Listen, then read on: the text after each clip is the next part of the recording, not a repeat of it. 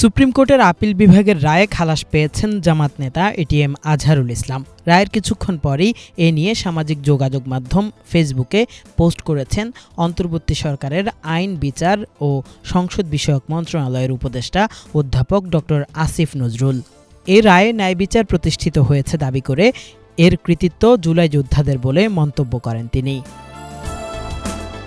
রায় শুনে প্রথমেই আলহামদুলিল্লাহ সুম্মা আলহামদুলিল্লাহ লিখে পোস্ট করেছেন জামাত আমির ডাক্তার শফিকুর রহমান।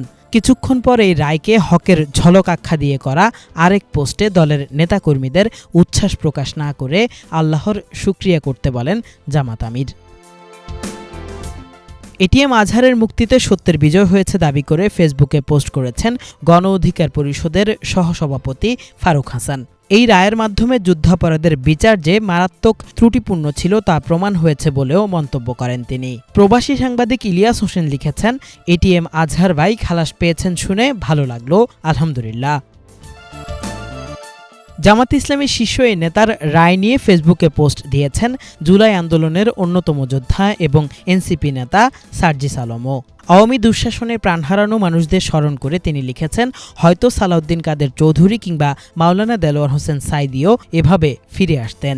তিনি জুলাই আন্দোলনের মাধ্যমে পাওয়া সুযোগের আমানতের খেয়ানত না করারও আহ্বান জানান। জুলাই আন্দোলনের আরেক যোদ্ধা শিবির নেতা সাদিক কায়েম প্রধান বিচারপতির মন্তব্যকে উদ্ধৃত করে দেওয়া ফেসবুক পোস্টে ট্রাইব্যুনালের পূর্ববর্তী রায়গুলোর আইনগত রিভিউ করে ন্যায় বিচার প্রতিষ্ঠার দাবি জানিয়েছেন। ঢাকা বিশ্ববিদ্যালয় শিবির সভাপতি এস.এম. ফরহাদও ইতোমধ্যে ফাঁসি কার্যকর হয়ে যাওয়া রায়গুলো পুনর্বিবেচনা করে উন্মোচন করার দাবি জানিয়েছেন।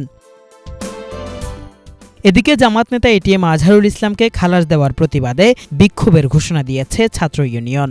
জামাতপন্থীদের অনেকে 2015 সালে এটিএম আজহারের বিরুদ্ধে দেওয়া মৃত্যুদণ্ডের রায়ের প্রতিবাদ করে ফেসবুকে পোস্ট করার অপরাধে কুমিল্লার 14 গ্রামের শাহাবুদ্দিন নামের এক যুবককে ক্রসফায়ারে হত্যার ঘটনা উল্লেখ করে আওয়ামী দুঃশাসনের চিত্র তুলে ধরে পোস্ট করেছেন। অনেকে আবার আলোচিত স্কাইপি কেলেঙ্কারির বিষয়টিও সামনে এনে তৎকালীন বিচার ব্যবস্থার কঠোর সমালোচনা করেছেন। রায়ের পর এটিএম আজহারুল ইসলামের আইনজীবী শিশির মনির বলেছেন, এই রায়ের মধ্য দিয়ে মিথ্যা পরাজিত হয়েছে, আদালতের মর্যাদা রক্ষা হয়েছে।